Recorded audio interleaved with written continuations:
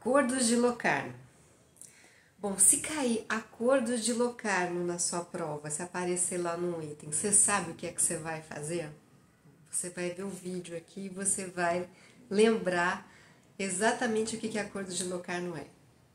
TPS, principalmente, tem essa pegada, né? Ele vai lá, às vezes, e coloca aquele enunciado gigantesco, aquele monte de informação, e às vezes coloca aquele termo sobre o qual o item não pergunta diretamente, mas se você não souber o bendito do termo, você entra em pânico e não resolve a prova. Bom, acordo de Locarno já apareceu na prova como questão e também como um desses termos acessórios que é só para te deixar desesperado mesmo. Então vamos, de uma vez por todas, resolver esse problema com os acordos de Locarno. O que a gente está pensando aqui nos acordos de Locarno? A gente está pensando em década de 20, né? Assim, a gente está no começo, nos primeiros anos da década de 20,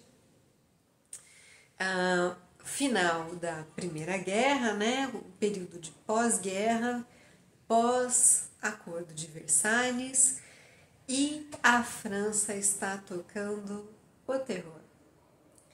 Por que a França está tocando o terror? Bom, se vocês se lembram, no Acordo de Versalhes, as nações aliadas determinam que a culpa foi da Alemanha.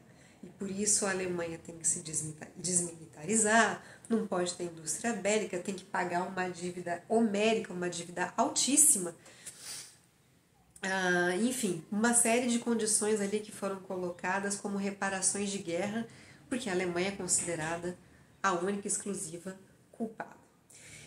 E a França quer fazer esse acordo ser cumprido nos últimos limites, porque afinal de contas ela se sente extremamente prejudicada pela guerra, ela sente que saiu muito machucada da guerra, muito dilapidada pelos exércitos alemães, né, pelas incursões alemãs. Então, nesse clima, né, de ódio da França, os Estados Unidos e a Inglaterra começam a se dar conta do seguinte: olha só, a Alemanha é importante, a gente não pode simplesmente pisar em cima dela e anular o país como se ele nunca tivesse existido. Existe um ciclo de dívidas sobre o qual eu vou ainda fazer um vídeo mais propriamente, mas em que os Estados Unidos fazem empréstimo para os países europeus. Isso a gente já sabe, né? Então, como é que esse empréstimo rola, né? Como é que ele roda? Opa, gente, eu tô acompanhada da Sua Majestade, o Ozzy, que tá aqui para enfeitar o vídeo.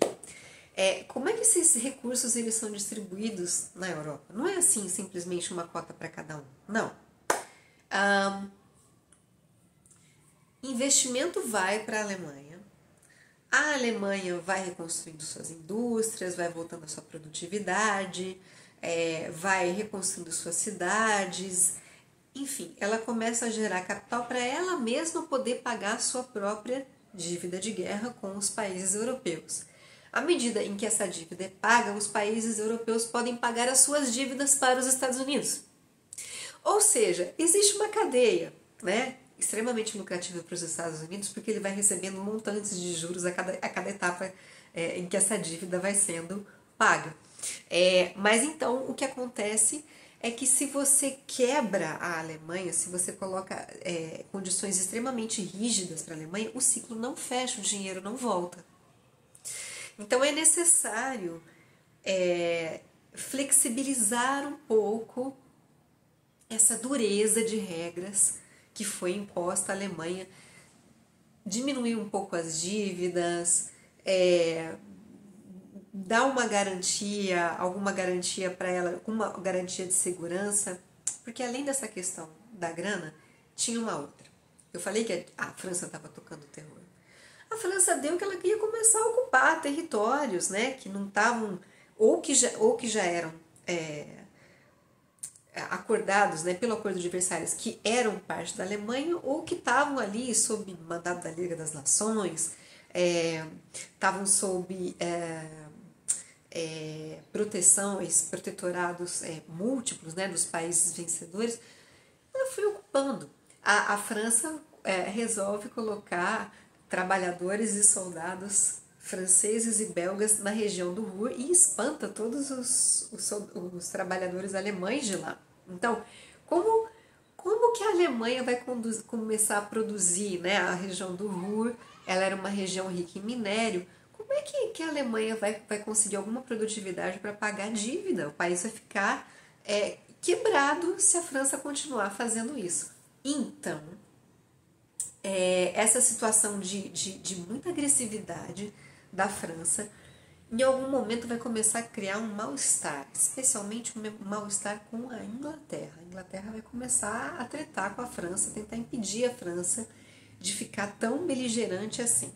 Bom, as coisas vão caminhando, né, aos trancos e barrancos, um sentimento de crise generalizada, até que lá pelo ano de 24, as lideranças na Alemanha e na França mudam.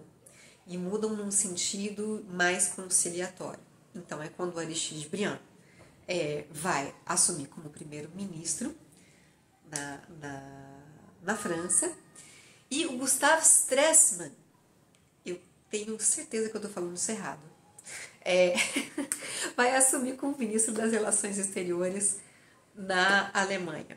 E essa dobradinha é uma dobradinha muito menos bélica, é uma dobradinha muito mais conciliadora entre os dois países. É nesse momento que tem lugar os acordos de Locarno, de 1925. O que é que esses acordos propõem? Bom, é uma série de acordos, né? Acho que são uns 12 acordos. E aí, alguns ali mais importantes, mas no geral, o que esses acordos propõem é o seguinte. Bom, primeira coisa, a gente vai ter que respeitar os limites colocados no Tratado de Versalhes.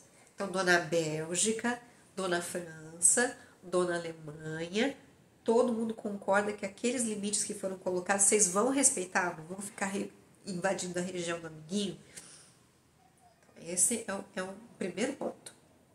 O segundo ponto, a desmilitarização da região da Renânia. A região da Renânia é essa região limite. Aí no resumo eu botei um mapinha para você entender direitinho como é que ela é. Uma região limite entre esses três países, entre França, Bélgica e Alemanha, que é extremamente rica em minérios. O Ruhr faz parte ali, né, tá ali coladinho nessa região. Então, como a França foi tentando pegar um pedaço, a Alemanha já tinha um pedaço, tinha soldado ali de vários países. Então, o segundo ponto principal dos acordos de Locarno é desmilitarizar a região da Renânia.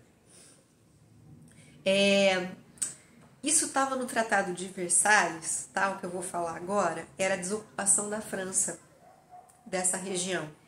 Ela estava estabelecida que ia acontecer até 1935, mas acaba adiantando um pouco, não exatamente por causa do Acordo de Locarno, mas dentro desse contexto. Então, em 1930, as tropas francesas já não estavam mais lá.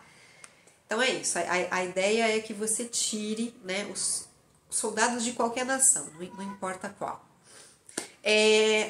Pactos de arbitragem. Se tiver treta entre esses países, a gente vai resolver na arbitragem ou na Comissão Permanente de Justiça Internacional. Lembra que é a mãe da CIG? Né? É a CIG da Liga das Nações, né? que praticamente é transplantada para dentro da ONU. Então, vai resolver assim. Quem que entra para fazer arbitragem? A Inglaterra pode entrar para fazer arbitragem. A Itália. A Itália é coadjuvante, tá? Assim, na verdade, a Inglaterra querendo garantir ali o sossego, né, a estabilidade e dizer, olha, essas crianças brincando no parquinho, eu sou o adulto, sou eu que vou arbitrar. Basicamente é isso, essa questão do pacto de arbitragem. E, finalmente, a admissão da Alemanha na Liga das Nações. Isto vai dar uma treta com o Brasil. O Brasil se sentia, né, o representante das Américas dentro da Liga das Nações. Vamos lembrar que os Estados Unidos não entraram, né? Apesar de ser uma proposta do Woodrow Wilson, os Estados Unidos não entram. Então o Brasil ele queria um lugar no Conselho, que seria o equivalente ao Conselho de Segurança hoje da ONU. E aí, quando ele está achando que vai ser ele que vai ser chamado, não, agora finalmente vão reconhecer meu papel na guerra, o meu valor, a minha representação nas Américas, o que eles botam na frente? A Alemanha. O Brasil veta, dá pau, fica feio, aí é melhor se retirar, enfim, dá um chabu danado.